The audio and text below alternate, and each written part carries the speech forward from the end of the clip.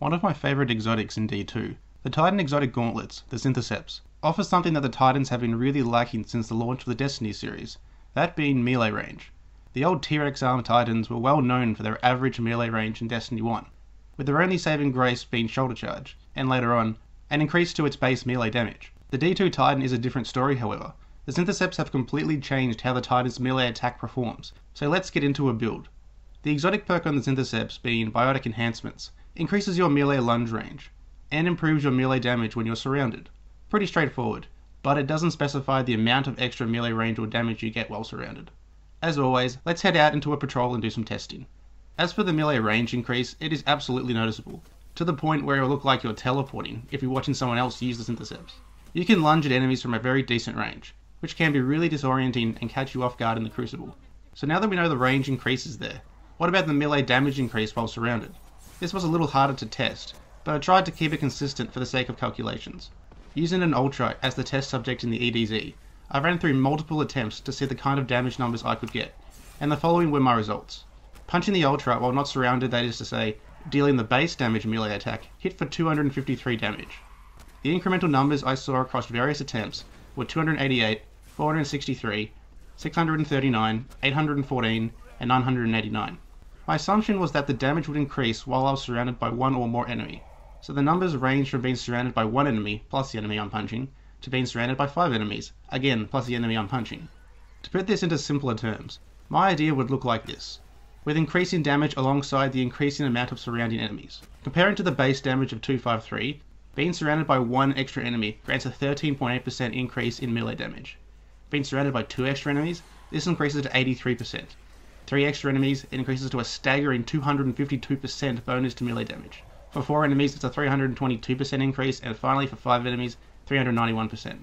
I'll mention again that this is only anecdotal evidence, but the conclusion I can make from these figures is that if you're surrounded by a group of 3 or more enemies, your melee damage will ramp up to very impressive numbers.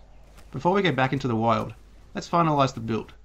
The Synthoceps comes stocked with a kinetic munitions mod, which doesn't really point to anything melee, but it's still a nice mod to have nonetheless. I would be more inclined to keep this mod than to change it, is what I'm saying. Since the Synthoceps only work with melee attacks, they are completely subclass neutral, but I believe there is a build that really complements the Synthoceps. The Striker does have some utility, but I believe the best subclass for the Synthoceps is the Sentinel, with the Code of the Protector skill tree.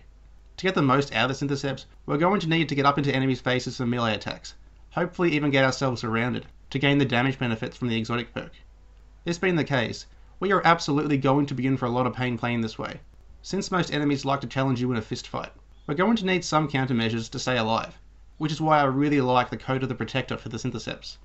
Get a defensive overshield which can further increase your melee damage, and the fact that all melee kills restore your health, you will become far more solid with this build.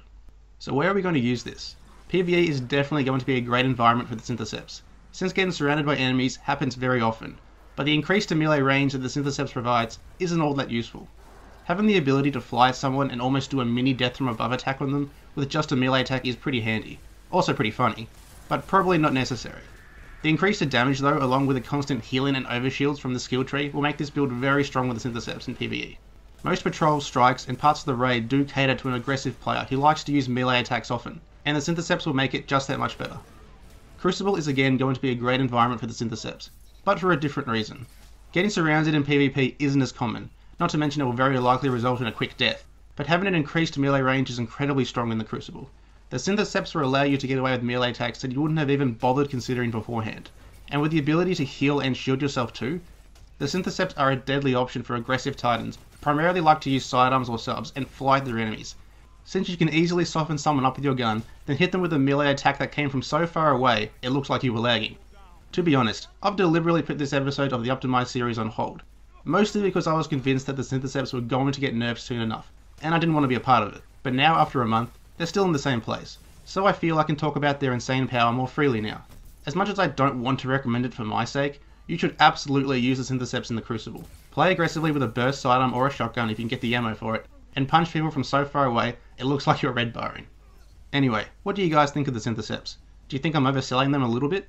Let me know in the comment section below. Thanks for watching, guys.